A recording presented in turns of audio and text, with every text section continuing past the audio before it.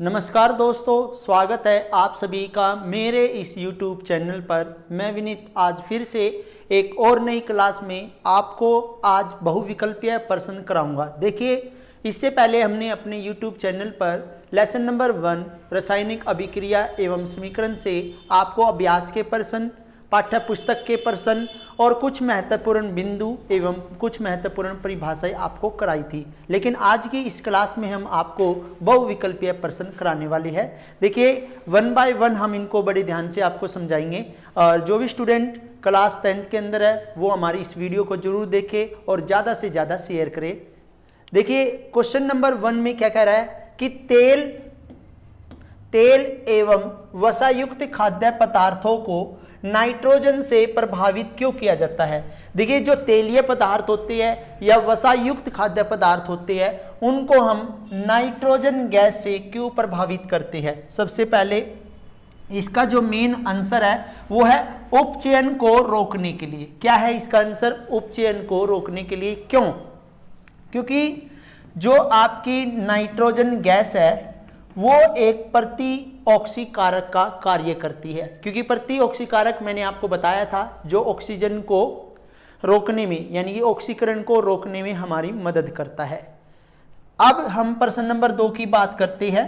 प्रश्न नंबर 2 में कह रहा है सिल्वर ब्रोमाइड, सूर्य का प्रकाश, सिल्वर प्लस में ब्रोमीन, ऊपर दी गई अभिक्रिया का उपयोग होता है। देखिए, सिल्वर ब्रोमाइड के अंदर सूर्य का प्रकाश किस चीज को उपयोग करने में होता है? वो है श्याम श्वेत फोटोग्राफी में।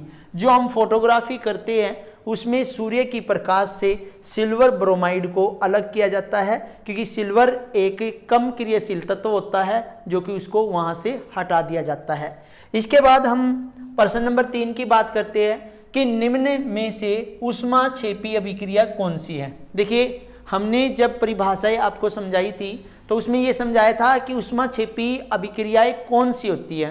वह देखिए, ऊष्माक्षेपी अभिक्रिया वह अभिक्रिया होती है जिसमें ऊष्मा का उत्सर्जन होता है, यानी कि ऊष्मा बाहर निकलती है, उसे हम ऊष्माक्षेपी अभिक्रिया कहते हैं। यहाँ पे देखिए, वनस्पति द्रव्य का कंपोस्ट में वियोजन का मतलब होता है टूटना यानी कि अपघटन होना। तो इसमें ऊष्मा जो है बाहर निकलती है, इसलिए इसे क्या कहते हैं? ऊष्माक्षेपी अभिक्रिया। देखिए, दोबारा से सुनिए,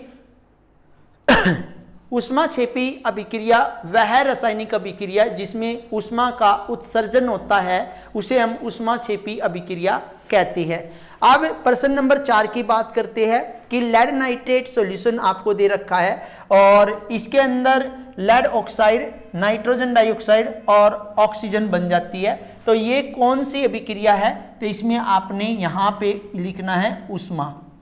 अब यहाँ पे ऊष्मा लिखोगे तभी यह कंप्लीट एक्सरसाइज होगी, क्योंकि ये आपकी वियोजन अभिक्रिया है।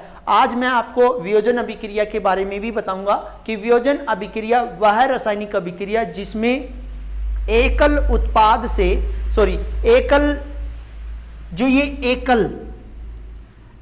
यौगिक दे रखा है उससे 2 या 2 से अधिक उत्पाद बन जाते हैं, हम उसे वियोजन अभिक्रिया कहते हैं। लेकिन जो वियोजन अभिक्रिया ऊष्मा के द्वारा संपन्न होती है उसे हम ऊष्मीय वियोजन अभिक्रिया कहते हैं, इसलिए इसका नाम क्या है? ऊष्मीय वियोजन अभिक्रिया। प्रश्न नंबर 5, बुझे हुए चूने का सूत्र। देखिए, बुझा हुआ चूना होता है हमारा कैल्शियम हाइड्रोक्साइड।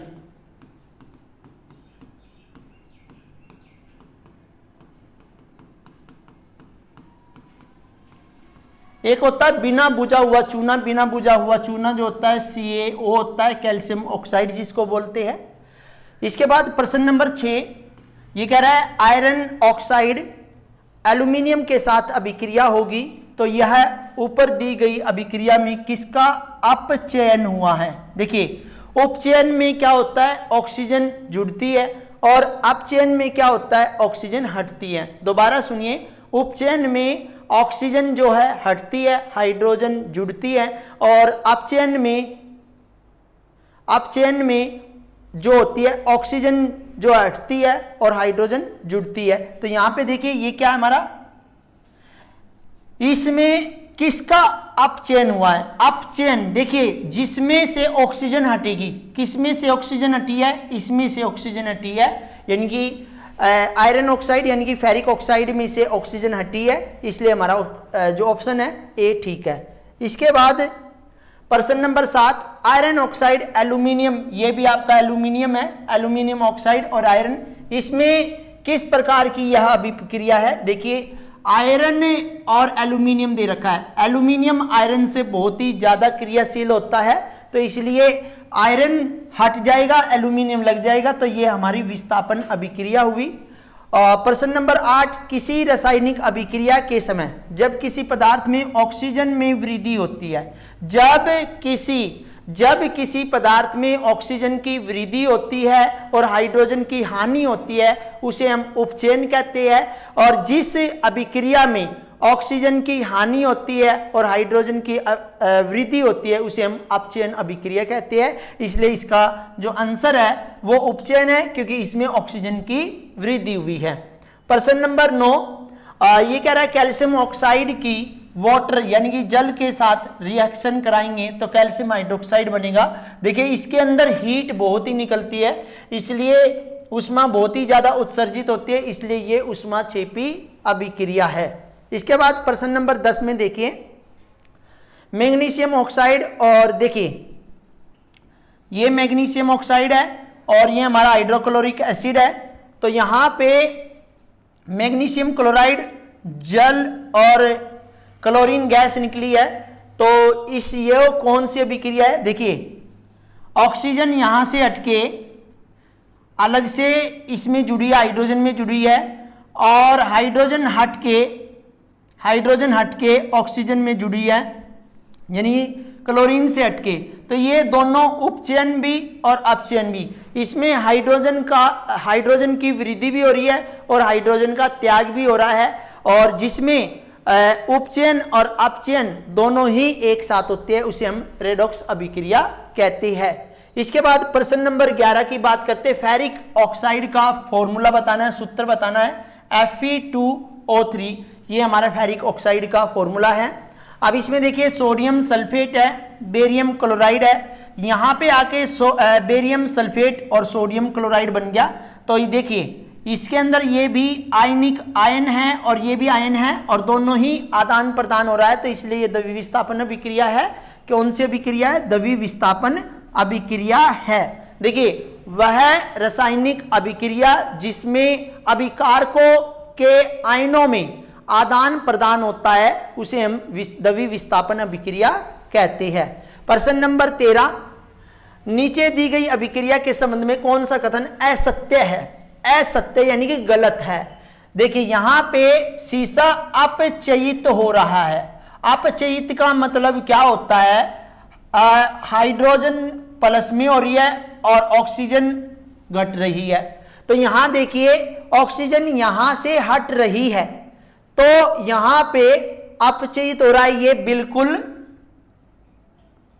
ठीक है। ऑक्सीजन क्या है? ऑक्सीजन का त्याग हो रहा, लेकिन शीशे में से नहीं हो रहा, लेड ऑक्साइड में से हो रहा है, तो यहां पे जो ऑप्शन नंबर 4 है वो बिल्कुल ठीक है। लेड ऑक्साइड अपचयित हो रहा है और कार्बन उपचयित हो रहा है, ये दोनों ठीक है। ये कह रहा है कार्बन डाइऑक्साइड उपचयित हो रहा है, कार्बन डाइऑक्साइड उपचयित हो रहा है, ये ठीक है, ध्यान दीजिए। हमारा ये वाला ठीक हुआ। अब इसने कहा है ये वाला गलत है, कार्बन डाइऑक्साइड उपचयित हो रहा है, ये हमारा गलत है, क्योंकि कार्बन उपचयित हो रहा है, तो ये वाला ठीक है। यानी कि 1 और 2 हमारा ऑप्शन नंबर ए हमारा ठीक आंसर है, क्योंकि उसने पूछा है कि कौन सा कथन असत्य है। इसके बाद जिंक सल्फेट का रासायनिक सूत्र, ये जिंक सल्फेट ZnSO4 जो होता है वो जिंक सल्फेट का सूत्र होता है। इसके बाद प्रश्न नंबर 15, कोयले का दहन किस प्रकार की अभिक्रिया है?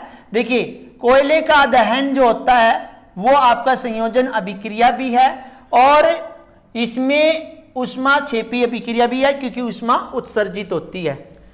Calcium carbonate, calcium oxide, carbon dioxide, ये किस प्रकार की अभिक्रिया है? देखिए एक से टूटकर दो बने हैं तो वियोजन अभिक्रिया है। कौन सी अभिक्रिया है? वियोजन अभिक्रिया है। इसके बाद एक भूरे रंग का चमकदार तत्व X है और वायु की उपस्थिति में गर्म करने पर वो काले रंग का हो जाता है, तो कॉपर होता है वो। ये भूरे कलर का होता है, सोने पे कोई असर ही नहीं होता। एल्यूमिनियम जो होता है वो जब उसको गर्म करते हैं तो उसकी जो लेयर होती है वो काली हो जाती है, लेकिन ये कह रहा है एक भूरे रंग का चमकदार तत्व है। भूरे रंग का तो होता नहीं है, ये होता आपका सिल्वर कलर का। तो इसके लिए अब हमारा ऑप्शन नंबर सिर्फ कॉपर ही बचा है जो आपके हरे रंग का है। लेड नाइट्रेट का सूत्र बताना है। प्रश्न नंबर 18 में लेड नाइट्रेट का सूत्र बताना है। तो लेड नाइट्रेट PbNO3 का होल 2, ये लेड नाइट्रेट का फॉर्मूला है। इसके बाद प्रश्न नंबर 19 आयरन ऑक्साइड है और एल्यूमिनियम है।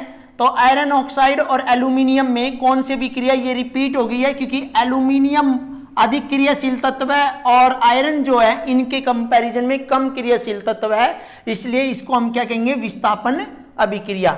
ये आपका कैल्शियम हाइड्रोक्साइड का सूत्र, ये है आपका कैल्शियम हाइड्रोक्साइड का सूत्र है जिसको हम सिलेक्ट लाइम भी बोलते हैं, CaOH का होल 2। प्रश्न नंबर 21 कैल्शियम कार्बोनेट, ये आपकी दोबारा से आगे वियोजन अभिक्रिया है। और प्राकृतिक गैस का दहन किस प्रकार की अभिक्रिया है? ऊष्माक्षेपी अभिक्रिया है। प्राकृतिक गैस का दहन किस प्रकार की अभिक्रिया? ऊष्माक्षेपी, क्योंकि इसमें ऊष्मा उत्सर्जित होती है। ग्लूकोज का फॉर्मूला बताना है, सूत्र बताना है, C6H12O6। यहाँ पे देखिए ये 6 थोड़ा छोटा लिखना पड़ेगा, C6H12O6। ये आपको जिंक ऑक्साइड है, ये कार्बन है, तो यहाँ पे जिंक और ऑक्सीजन यहाँ पे जुड़ी है। तो ये देखिए इसमें ऑक्सीजन जुड़ रही है, ऑक्सीजन देखिए यहाँ पे जुड़ गई है और इसमें से ऑक्सीजन हट रही है, तो उपचयन भी और अपचयन भी एक ही साथ हो रहा है, इसलिए ये हमारी कौन सी अभिक्रिया है? रेडॉक्स अभिक्रिया है। इसके बाद प्रश्न नंबर 25 खाद्य सामग्री को विकृत गंधिता से बचाने के लिए कौन सी गैस का उपयोग करते हैं? नाइट्रोजन गैस का उपयोग करते हैं। मैंने बताया था नाइट्रोजन गैस जो होती है वो एक प्रति ऑक्सीकारक का कार्य करती है। ये ग्लूकोज है, ये ऑक्सीजन है, ये वाटर है, तो कार्बन डाइऑक्साइड जल और ऊर्जा निकलती है, तो ये हमारी श्वसन की अभिक्रिया दे रखी है। इसके बाद प्रश्न नंबर 27 संचारित तांबे का रंग, देखिए तांबे का रंग हरा हो जाता है। कैसा हो जाता है? तांबे का रंग हरा हो जाता है। ये सिल्वर ब्रोमाइड है। जैसे यहां पे मैंने बताया था सूर्य के प्रकाश से, तो ये उष्मा शोषी प्रकाश को अवशोषित कर लेती है, तो वह रासायनिक अभिक्रिया जिसमें उष्मा का अवशोषण कर लिया जाता है उसे हम उष्मा शोषी अभिक्रिया कहते हैं। इसके बाद प्रश्न नंबर 29 ये कॉपर ऑक्साइड है, ये हाइड्रोजन है, कॉपर हट गया और ऑक्सीजन जुड़ गई, तो ये हमारी रेडॉक्स अभिक्रिया होगी, क्योंकि देखिए कॉपर में से ये हट गई है और हाइड्रोजन में ये जुड़ गई है, तो एक में उपचयन और अपचयन दोनों एक साथ हुआ है, तो ये रेडॉक्स अभिक्रिया है। और ये फेरिक ऑक्साइड का हम पहले भी बता चुके हैं, ये रिपीट क्वेश्चन हो गया है। फेरिक ऑक्साइड का सूत्र क्या है? Fe2O3। इसके बाद यहां पे देखिए ये भी आपका रिपीट हो गया, लेकिन यहां पे ये अभिक्रिया चेंज हो गई है। कैल्शियम ऑक्साइड और वाटर की कैल्शियम हाइड्रोक्साइड बनेगा, ऊष्माक्षेपी अभिक्रिया है, क्योंकि इसमें उष्मा जो है उत्सर्जित होती है। तो हमारे देखिए इस तरह जो बहुविकल्पीय क्वेश्चन थे इस लेसन के अंदर इतने ही थे, 31 हमने कराए, कुछ इसमें रिपीट भी है। जो भी स्टूडेंट हमारे चैनल पर नए हैं वो हमारे चैनल को लाइक करें, शेयर करें और सब्सक्राइब करें। Thank you.